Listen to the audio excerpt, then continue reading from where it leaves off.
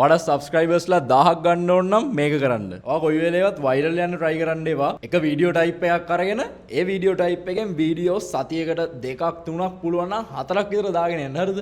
එක දිගට වීඩියෝ දාන එක තමයි හොඳ මේක. අඩුම ගානේ ඔයා සතියකට වීඩියෝස් දාන්න ඕනේ 3ක් 4ක්වත්. වයිරල් යන්න නම් ඒක කරන්න ඕනේ. ඊට පස්සේ කරන්න ඕන අනිත් දේ තමයි හැම වීඩියෝ එකේම මොකක් හරි පොඩි දෙයක් ඉම්ප්‍රූව් කරගන්න. ඒ කියන්නේ ඔයා පරණ වීඩියෝ එකේ දැම්මේ ටයිටල් එක ගැන හිතන්න. ඒ ටයිටල් එක දෙවෙනි වීඩියෝ එකට දාද්දී පොඩ්ඩක් ඉම්ප්‍රූව් කරගන්න. ඒ කියන්නේ ටයිටල් එකට හුක් එකක් එන විදිහට මිනිහෙක්ට ක්ලික් කරන්න හිතන විදිහට ටයිටල් එක පොඩ්ඩක් වැඩි දියුණු කරගන්න වාගේ. ඊට පස්සේ thumbnail එක.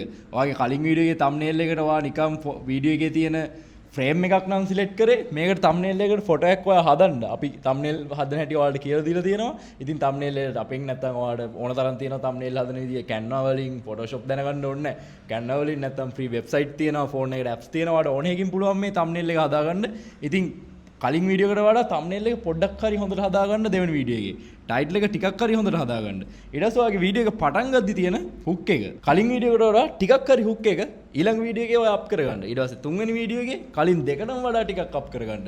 එහෙම පොඩි ලෙවල් ඔයා ඊළඟ වීඩියෝ එකට යද්දි අප් කරගන්න.